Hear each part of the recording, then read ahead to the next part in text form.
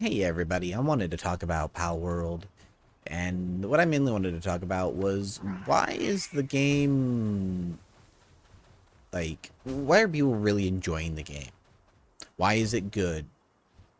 Because there's a reason why, but a lot of people don't know the reason why. Some people can guess, some people can't, blah blah blah. But there's a reason why the game is as good as it is. And hold up.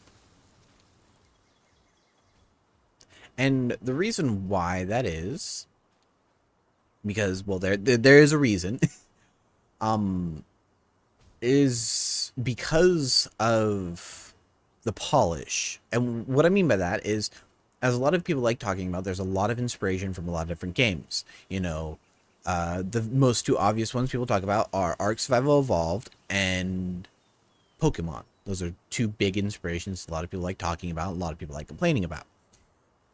However, there's other inspirations, primarily factory games, because this game, while early on is a lot about survival and Palmons, later on it becomes more about automation. They do introduce automation and do a little bit of automation, touching on and doing that early on, but it is very basic. Like, you can kind of see how basic it is early on.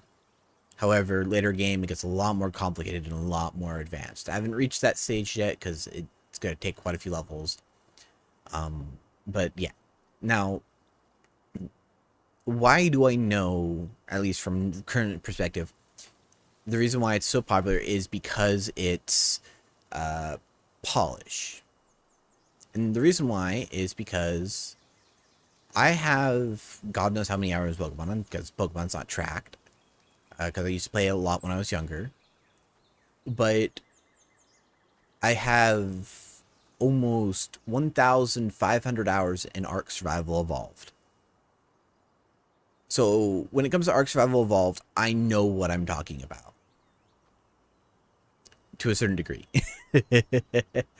um, and the biggest thing I wanted to point out is the technology unlock screen. Now I'm going to lag. Me, the Joey Giovanni model, is going to lag when I do this. I don't know why it's lagging, but it's going to lag. So I apologize. I'm going to be shitty FPS. I'm going to be the choppy boy. So what I want, so just to show off what I mean, is this screen right here is very inspired from Ark Survival Evolved. I immediately got in and I understood it because how many hours I've played. However, one thing they've done differently compared to Ark Survival Evolved, which has made this menu way more streamlined and a lot more fun and interactive to use, is one, they've given you a lot more technology points. Because at the same level in Ark, I would have significantly more missing. Two, they reduced the clutter, which is the biggest hallelujah. And what I mean by clutter is, in Ark Survival Evolved, and I do believe Ascended as well, one of the biggest gripes I have with the technology system is that this right here. This is called wood structure set. It is a set, not one item. And what that means is that if I go to my build options, I go over to foundations, it includes everything from here to here. So all of these items are in the set. In Ark Survival Evolved, no, I'm flickering. Why the frick am I flickering? In Ark Survival Evolved, you would have to buy, with your points, each individual piece. And some pieces wouldn't be able to be gotten right away. For example, you had to buy the foundation before you could buy the walls. And you would have to buy the walls before you could buy the window or the corner piece. And you had to buy the walls before you could buy the roof. And you would have to buy the foundation before you could buy the stairs. And you'd have to buy the wall before you could buy the door wall. Then you would have to buy the door. Like, you have to buy all of these in order You had to spend technology points all on them, and they just kind of was like, why is it like that? And they simplified it down, and that makes it so much nicer. It makes it a lot more streamlined. It makes it a lot more fun to play with, because now I'm not having to say, well, I want to buy this, or this, you know. And on top of that, they're not making it so where immediately after you buy the wood foundation, right? You unlock a new foundation, you know, because in Ark Survival Evolved, the first foundation you get is thatch. And then immediately after that, you get wood. And then immediately after that, you get stone. It's like immediate, like it's so fast, it is ridiculous. And you unlock stone like your first, like what? I mean, wood, your second level. Second level, you unlock wood. And it's not until level 18 you unlock stone. And as you can see, I have a lot built up. You know, it takes you time to unlock stone. And that's really nice because that makes it more comfortable building a long-term structure on the player. Because in Ark Survival Evolved, you know, I'm playing, and if you're playing, you like most people that are experienced in Ark Survival Evolved will build small thatch huts, maybe. Usually they'll skip over thatch and go straight to wood.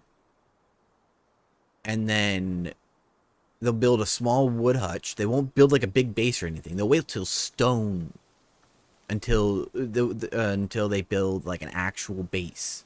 They won't barely touch wood, probably won't touch thatch, and just skip straight to stone.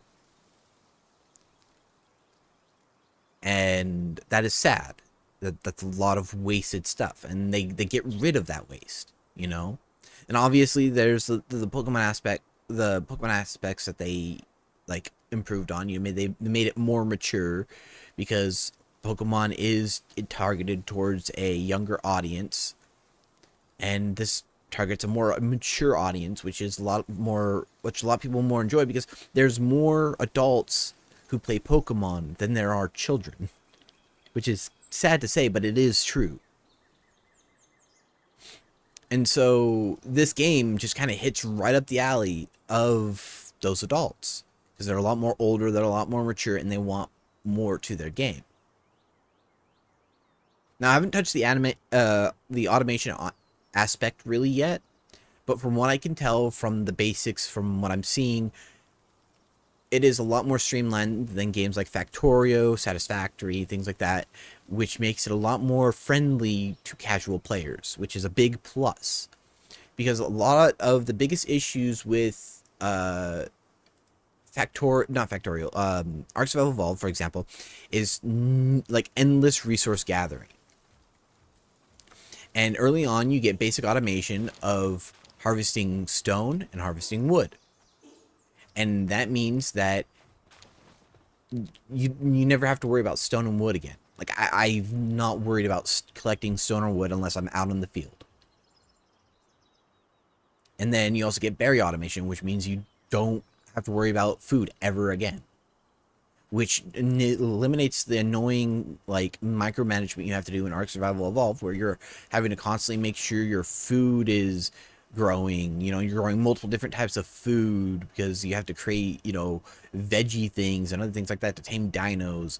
And then you also have to make sure that they're fertilized, that, you know, they're watered. You make sure you have to have a proper water supply.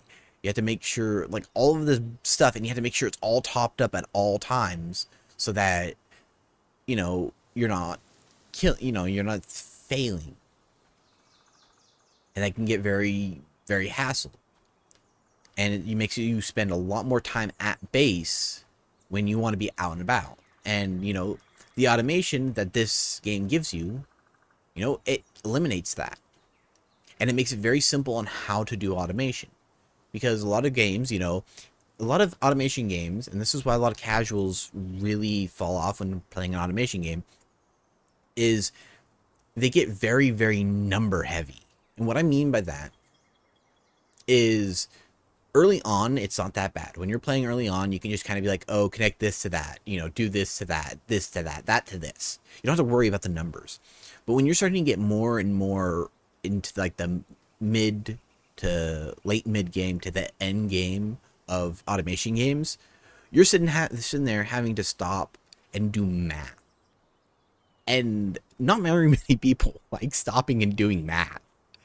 And so that's why a lot of more casual players who go into Factorio and a lot more casual streamers who go into Factorio, they play a little bit, they get to about mid to late game, and then they stop because it stops becoming fun because you start having to do math, and not very many people find math fun.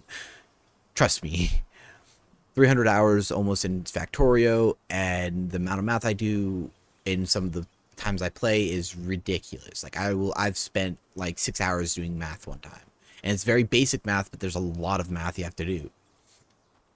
Especially if you're playing modded Factorio, where for some reason certain mod developers think that what makes it harder is to throw more math into it. Like, oh, you want it harder? Okay, here, spend the next 8 hours doing math. I'm no offense to them. Like, the mods are fun. For me. And now what I mean by the automation is simplified is if you look at this screen right here, right? You have work suitability and level 1 and the symbol and what it says. And when you go up to stations, it'll be like, oh, this one needs kindling. And so that you know right then and there, okay, so I need a fire type because the fire type is kindling. And boom, I have my fire thing automated. You know, it says it needs handiwork. Okay, well, let's find something with that little hand symbol. Boom, automated.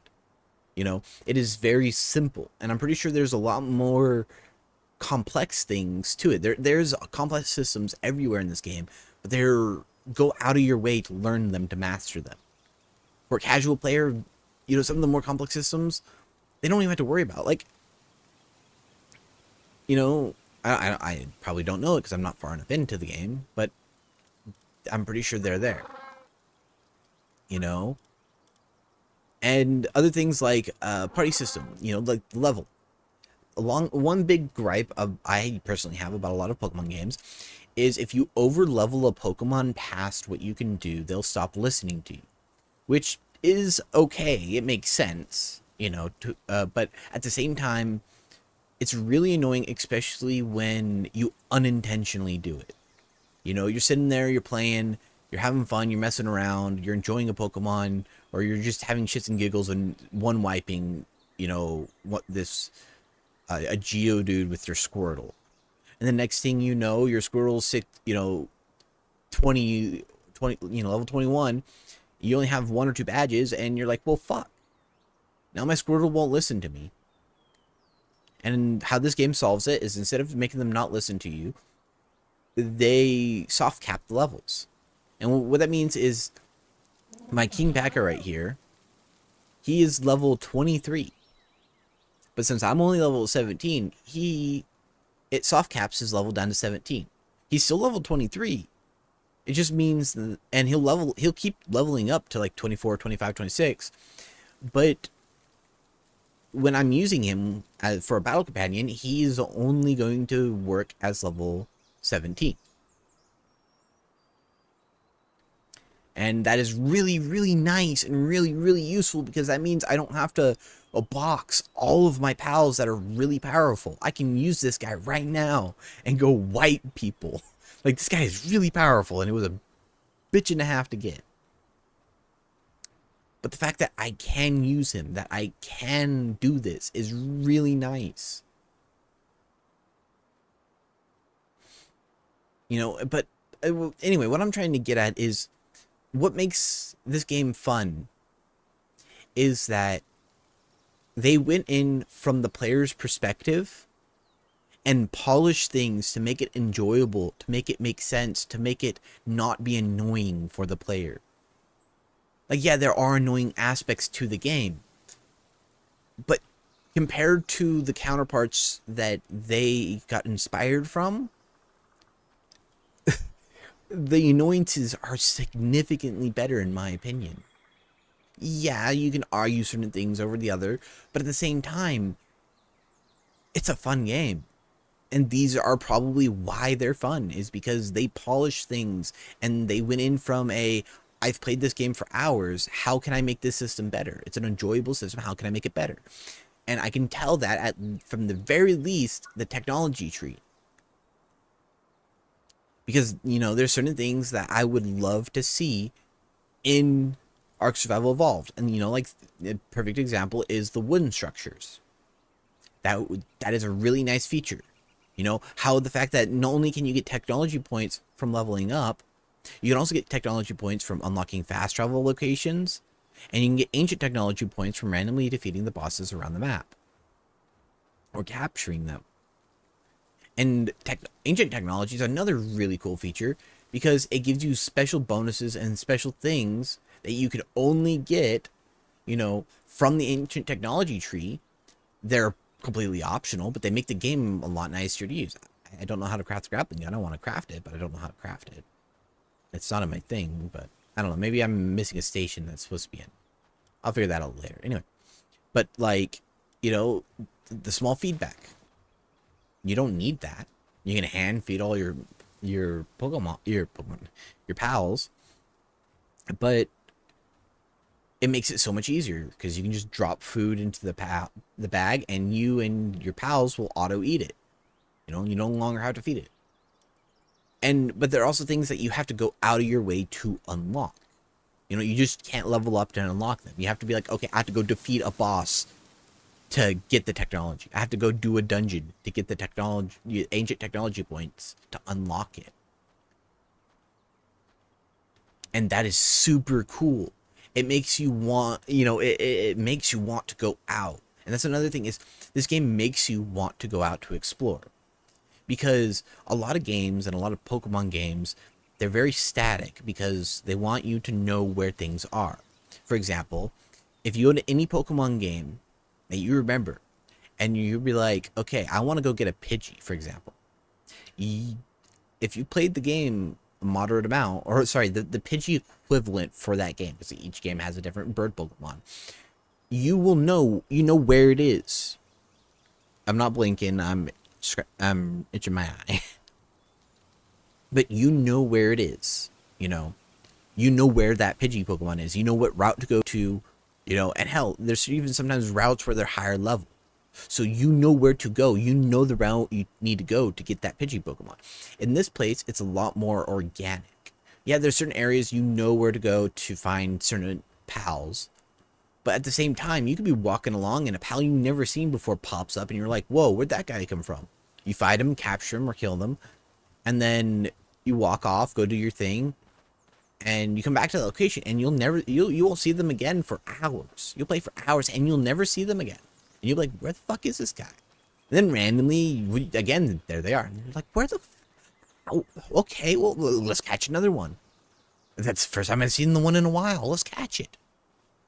And on top of that, it encourages you to go out at night because there's new pals out at night. Yeah, there's dangers at night, but if you want those pals, you have to go out at night. And on top of that, with the dynamic features of pals moving around, new pals being in random places at sometimes, going out at night, there's a double thing. Like, you want to re-explore areas. There's a lot of re-explorability because you don't know what you're going to find in those locations. A lot of games like Ark Survival Evolved, things are very static. Things will be in the same location every single time. You will not be like, you'll eventually be like, I don't need to go to that area anymore. Because you know what's in that area. You know where you're going to get. You never have to re-explore that area. Palworld, the beginning area, I've left the beginning area, but I still go back occasionally. Why? Because there's eggs I can get there, there's random resources, there's spears I can just randomly collect. The pal spears are really useful, really nice to use because and really nice to collect because if you have a bunch of them, you can just randomly go start catching pals. And for a while there, I was like, oh, I don't want to catch too many pals. I don't want to fill up my box. Then I created this thing and realized that, oh, wait, that's like Pokemon Go. I can crush my pals down and improve the skills of the pals I have. So it gives you benefits to recatching pals. So that now makes me want to go back to older zones to catch pals more. Catch older pals to like amp up. Just create one super pal for each type. what makes the game fun is they've ensured that there's always something you can do and there's a purpose to what you're doing. You know, Ark Survival Evolved, after a certain point, there's no purpose to what you're doing. You're just surviving to survive. You know, Pokemon, after you beat the King campaign, there's no purpose to what you're doing besides just fighting or going to PvP. You know, in Factorio, once you get all the automation, there's no purpose to what you're doing. You already got all the automation. Okay, well, anyway, that's it. That's all I really wanted to talk about. Bye.